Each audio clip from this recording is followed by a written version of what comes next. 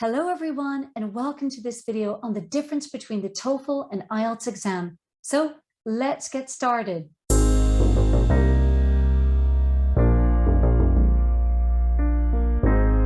In this video, let's examine reasons to do the TOEFL or IELTS test, where you can do these tests, differences in timing and exam format, the price and scoring of TOEFL and IELTS, and which test you should do.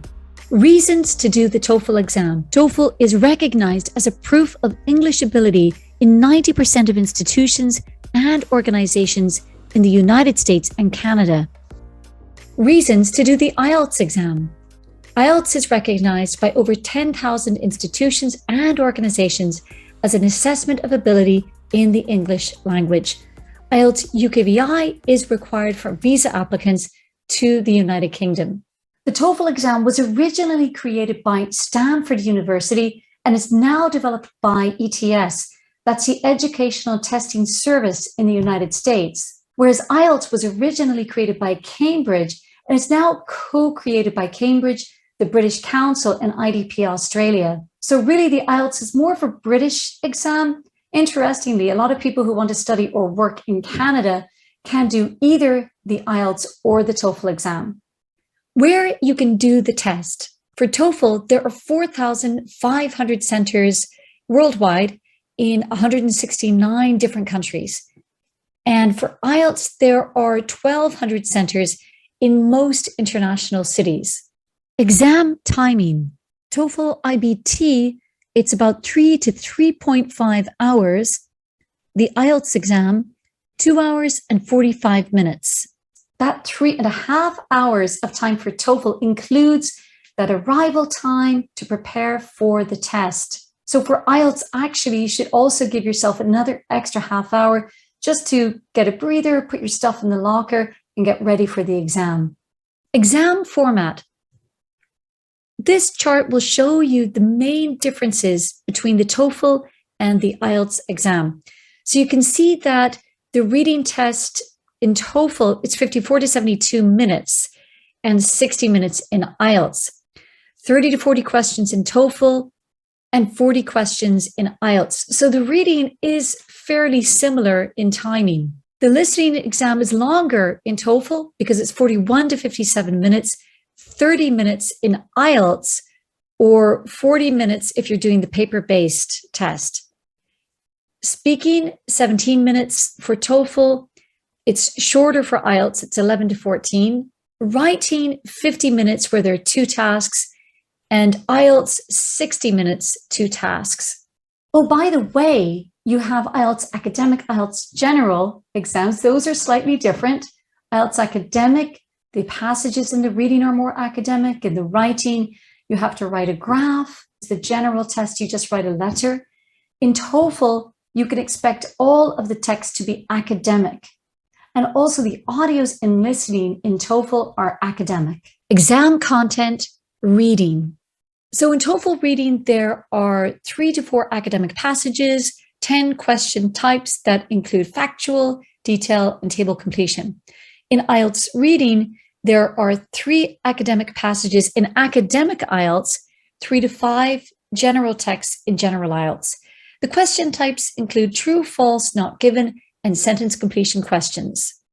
Therefore, once you know which exam you want to do, good idea to prepare yourself for the different types of questions that come up, because indeed they are very different between TOEFL and IELTS. Exam content, listening. In TOEFL listening, there are 2 parts. There may be a 3rd part if the exam is extended. You'll have conversations and lectures. The lectures are university academic type audios, and the conversations are 2 people, usually a man and a woman, talking about a campus-related issue. So for example, it could be 2 students, or it could be a professor and a student discussing. In IELTS listening, there are 4 parts. There are also conversations and lectures. One lecture, the 4th one, that's the 4th part of the listening, is academic. And the conversations may not be academic. They may just be general conversations. Now let's compare TOEFL speaking and IELTS speaking. They're quite different. In the TOEFL IBT speaking test, it's done at the computer. So the student is alone, speaking into a microphone. And there are 4 parts to the speaking test. So you have part 1, it's independent speaking, where you're just speaking freely. And part 2, 3, and 4, it's what we call integrated speaking, where there's some reading, some listening, and speaking. IELTS speaking is completely different because you usually do the test in an exam center or by computer if you're doing the IELTS indicator exam, which is done at home. There are 3 parts of independent speaking where you speak directly with the examiner who asks you questions. Exam content for writing. There are 2 tasks in both TOEFL and IELTS. The first writing task in TOEFL is integrated, reading, listening, and writing. And the second writing task is an essay. Now, IELTS writing, you also have the 2 writing tasks, but the first one is describing a graph if you're doing academic IELTS, or writing a letter if it's general IELTS. And the second writing task is also an essay. However, in IELTS, there are different essay types that may come up, whereas in the TOEFL, it's usually an agree-disagree essay. So as you can see, there are many differences between the IELTS and TOEFL exam. Once you know exactly where you want to study or work, and you know which exam you need to do, the best thing you can do is to get the right book for either IELTS or TOEFL, familiarize yourself with the exam format, and start studying. The difference in scoring between the TOEFL and IELTS exams. TOEFL, you get a raw score, which is converted to between 0 and 120 points in the computer-based test, or 0 to 677 points in the paper-based test. IELTS, you get also a raw score, which is also converted to a 9 band score level. So you get between 0 and 9, 0 being the worst and 9 being the highest. And that scoring system is the same for both the computer and the paper-based test. All right, everyone, let's talk money. How much does the TOEFL or IELTS test cost? The TOEFL IBT, that's the computer-based exam, is $185. The paper-based test is a little bit cheaper at $180. Again, that is US dollars. The IELTS exam is a little more expensive at $242, $245 US dollars. And of course, on the ETS or IELTS websites, you can buy the tests in your own currency. Where and when you can do the TOEFL test.